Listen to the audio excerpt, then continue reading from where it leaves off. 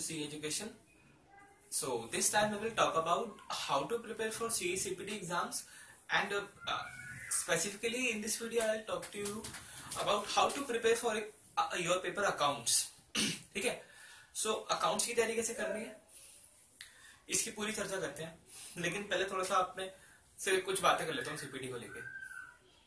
देखो दोस्तों, पिछली बार के अगर कभी का भी ट्रेड उठा लो तो सीपीटी का रिजल्ट 20, 25, 30% से ऊपर नहीं गया है। लास्ट टाइम में 33% गया रिजल्ट। इसका मतलब क्या है? इसके ना दो मतलब होते हैं 33% रिजल्ट के। एक वो जो आप सोचते हो और एक वो जो मैं सोचता हूं। पहले वो जो आप सोचते हो कि हर 3 में से एक ही बच्चा पास होता है। 33% रिजल्ट का मतलब है हर 3 में से एक ही बच्चा पास होता है। लेकिन मैं ये सोचता हूं कि हर 3 में से एक बच्चा पास होता है, लेकिन ऐसा क्यों होता है? सोच रहे हो, बच्चे फेल हो रहे हैं क्योंकि आप उनको फॉलो नहीं कर रहे जो पास हो रहे हैं, आप उन्हें फॉलो कर रहे हो जो फेल हो रहे हैं। सोच के देखो, आप लोग अपने आसपास के फ्रेंड्स की बातें मान लेते हो जिन्होंने अभी तक एग्जाम नहीं दिया है, और फिर आप उम्मीद करते हो कि हम पास होंगे। क्यों भाई? वो कोई फरिश्ते हैं क्या? बहुत ध्यान से सोचना है बात कि जो आपके साथ कोचिंग में है, जो अभी पेपर देंगे, पहली बार पेपर देंगे, आप उनकी बातें मान जाते हो, उनकी स्टडी टिप्स और वगैरह वगैरह। भाई मैं तो ऐसे पढ़ता हूँ, भाई मैं तो ये करता हूँ, वो करने बैठ जाते हो। यही तो वजह होती फेल होने की। ऐसे ही तो फेल होते हैं। आप उनकी सुनो जो पास है, मेरी सुन लो, कोई बात नहीं। 55 आए थे अकाउंट्स में जब मैंने दिया था। कभी क्या, अब तो खैर 2-2.5 साल हो गया मुझे सीपीटी दिए हुए। तो 55 आए थे मेरे उस टाइम अकाउंट्स में। 60 आउट ऑफ, आराम से 1.5 घंटे पेपर कर लिया था। इतनी सी मुझे पेपर देते हुए टेंशन नहीं थी, लग नहीं रहा था पेपर दे रहा हूँ। मैं सच बता रहा हूँ, मुझे ये नहीं लग रहा था कि मैं पेपर दे रहा हूँ। मुझे लग रहा था मैं घर में बैठ के प्रैक्टिस कर रहा हूँ। बस ये 2 घंटे की प्रैक्टिस है, अकाउंट्स और लॉ की एक साथ करनी है। देखो, आप लोगों को तैयारी तो अच्छे से करनी पड़ेगी।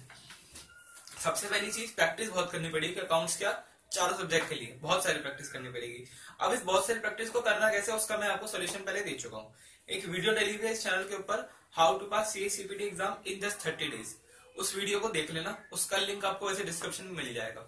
उस वीडियो को देखना। उस वीडियो के लिंक में, जो मैं वीडियो बता रहा हूँ उसके भी लिंक में एक फाइल का लिंक है, वो आपको मेरी वन ड्राइव पे लेके जाएगा।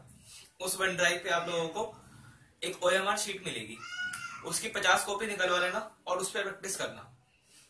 ठीक है, अजीब नहीं लगेगा वहां पे OMR शीट फिल करते हुए।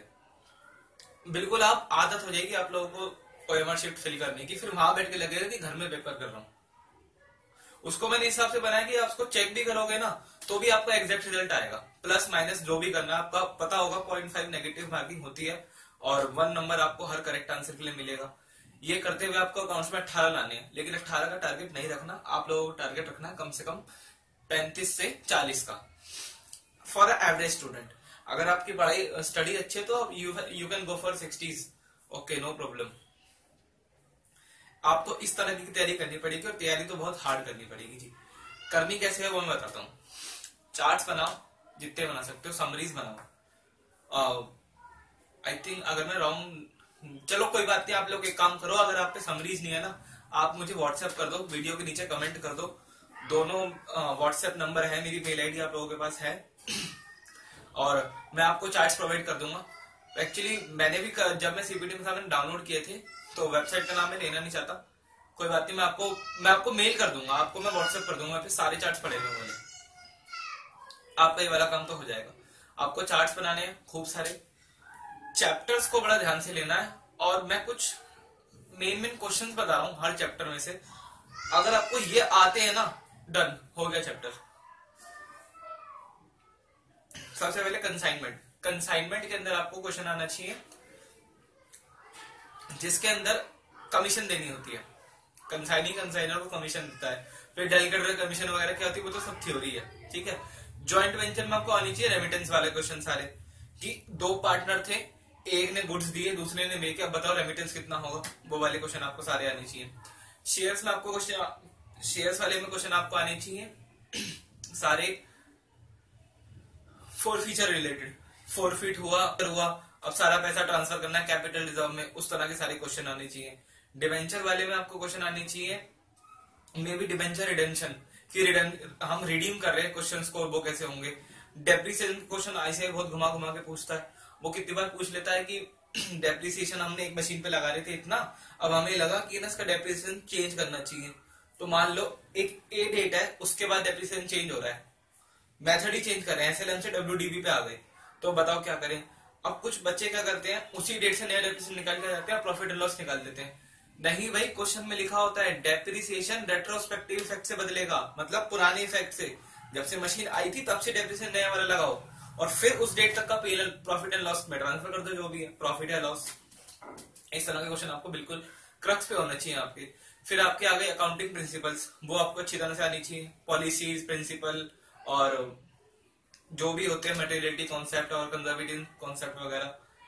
देखो ये मत सोचो कि बस पढ़ना ही पढ़ना है, आईपीसीसी में बहुत काम आएगा।